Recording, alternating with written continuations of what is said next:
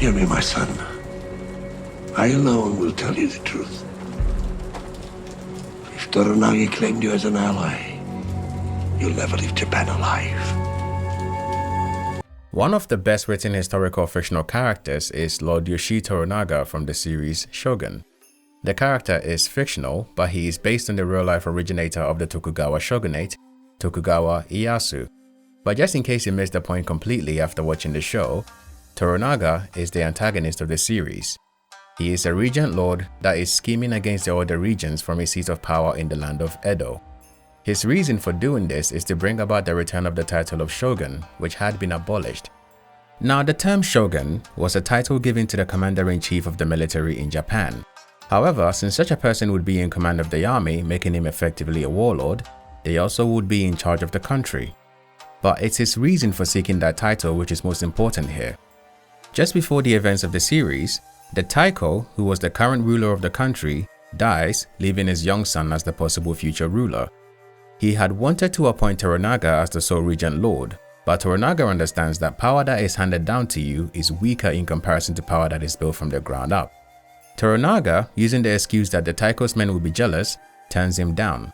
In the end, the Taiko will appoint 5 people to form a regency council to govern the nation until his sons come of age to take control. But unfortunately, too many cooks will spoil the broth, so there is no cohesion to the rule of the regents as each man is out for their own benefits. A major problem with the death of the Taiko is that the once isolated land of Japan has been found by the Portuguese, who are mostly Catholics, and many of the citizens in Japan had already converted to Catholicism. Later on, John Blackthorne, who is a British Protestant, will also discover the island nation.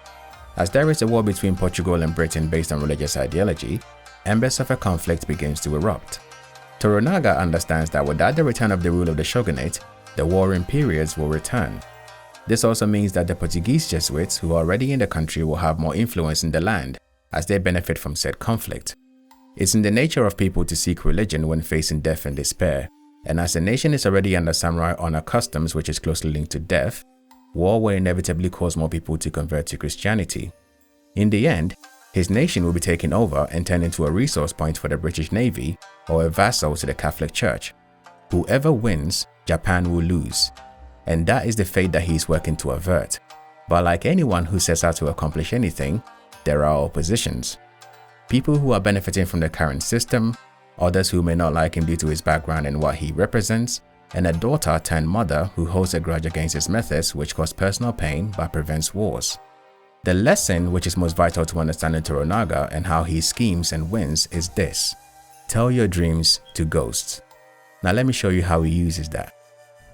Go on. Now throughout the course of the series, nobody ever knows anything about Toronaga's plans or how certain events will play out except himself. And the only time a person really knows what's going on is when they are simply a pawn to be sacrificed. But Toronaga never takes a life because he enjoys it. You see, a glimpse of his childhood memory tells us that he personally does not like to kill, but as a lord of a region, you must do things that you don't want to maintain the peace and prosperity of your citizens.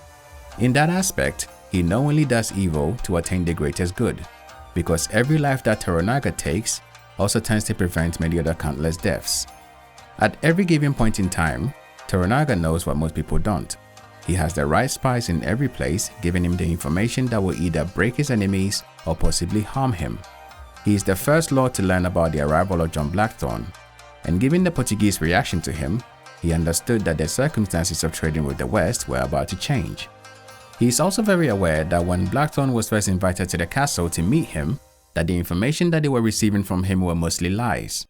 But he allows the lies to be heard by the Imperial Council, and he even pretends to believe them himself. And he does this because it gives him an edge in the fight to come. You see, first off, if anyone is dealing with the Portuguese and they hear these things, they might want to silence the messenger, so they will act, and that is exactly what happens in the series. But in doing so, the other observing players or regions will brand them as a traitor to Japan. But on the other hand, if anyone is skeptical of the Portuguese, for example the Queen Mother, who is also the current caretaker of the prince, then he will gain an ally in them, which is exactly what happens. In both scenarios, he absolutely gains from the reaction of both camps. All he has to do is keep his mouth quiet and play the crowd.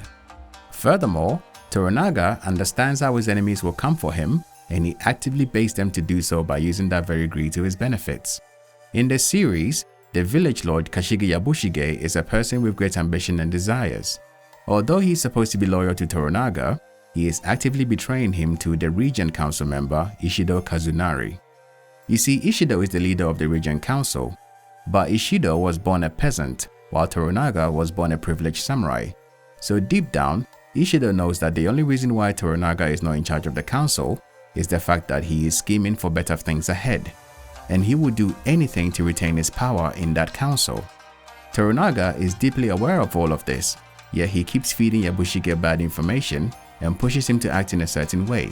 For example, seizing Blackthorn's ship from Yabushige's control with the knowledge that he would complain to Ishido and the Regent Council. And as a result of sadly revealing this information to the council, they begin to think that Toronaga is preparing for war, which forces them to make a countermove. They end up detaining him in Osaka Castle, which is the outcome that Toronaga wanted in the first place, because their actions here gives him the pretext for a just war, and he can claim the right of self-defense.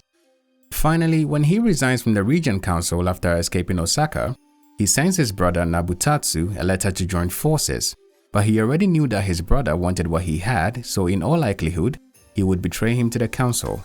When his quick-tempered son Nagakado sees this betrayal, Toronaga understood that without informing his son of his plans, the boy would most likely try to prove himself by attacking his uncle. If his brother had been killed here, he would have gained since he would have become the lord of his men. But it's Nagakado that dies, but he also gains something here, which is sympathy and time. He uses the death of his son to make his enemies perceive him as a broken man without the will to fight, and this gains him the time to mourn his son. This is also exactly what he needed, as it buys him the time to deeply improve his act and further his deception. And he attains this by sacrificing those closest to him in order to convince the council of his declining state. Excellent. For people to believe a lie, there must be some truth in it, and Toronaga understands this tactic intimately. And for that purpose, he allows his most trusted lieutenant, Toda Hiromatsu, to commit seppuku. You see, Hiromatsu had been with Toronaga since he was a boy, and as such, he knows and understands Toronaga better than anyone in the series. He has borne witness to his master's skill in solving many difficult issues, and to him, he understands that Japan can only be saved if Toronaga becomes a shogun. This is why he willingly goes to his death to usher in a certain outcome. Hiromatsu, by willingly sacrificing himself at the hands of his son, makes Toronaga's enemies believe that the scheming fox has lost his mind, and this also leads them to drop their guard. You see, a broken lord is no threat, but the inverse effect is this. When Toronaga decides to fight to prove his righteousness, his men will be much more galvanized as they perceive his actions as a result of the sacrifice that Hiromatsu made. Furthermore, Toronaga is willing to sacrifice absolutely anything, including himself, if it means that he'll be able to gain a step in his plans. When he announced his plan of Crimson Sky, most of his generals were thinking that they will be dying in glorious combat, but this was not the case. He sends in the only person he entrusted with his plan, Lady Mariko, to Osaka Castle.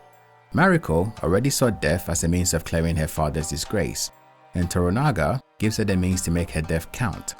Mariko's goal was to intentionally insult the Regent Council, specifically Ishido. This means that when Ishido orders her death, the entire regency is tainted by the scandal. This also has the effect of gaining him the loyalty of John Blackthorn, who is left broken after losing the person that he has grown to love deeply in Japan. This is because Blackthorn begins to value the lives of the people of Japan over the success of his own mission. Mariko's death also gives him the Queen Mother Lady Ochiba no Kate's cooperation. Lady Ochiba was close friends with Mariko and they have always been close. But it was Mariko's father that took the life of his lord, Lady Ochiba no Kate's father. But this was done on the orders of Toronaga to prevent a possible war. But since it was Ishido that ordered the death of Mariko, Lady Ochiba, feeling slighted, removes her support of him and gives it to Toronaga. This action gives him control of the royal army, and along with his own regional army, Toronaga is effectively shogun now. Without any bombardment, pillaging, and madness, he completely captures a kingdom whole. And as a final note, the only time Yabushige gets a glimpse into the plans of Toronaga and how deeply he has been manipulated is when he is about to be executed. He takes his time to reveal his machinations to Yabushige, who finally gets an understanding of Toronaga.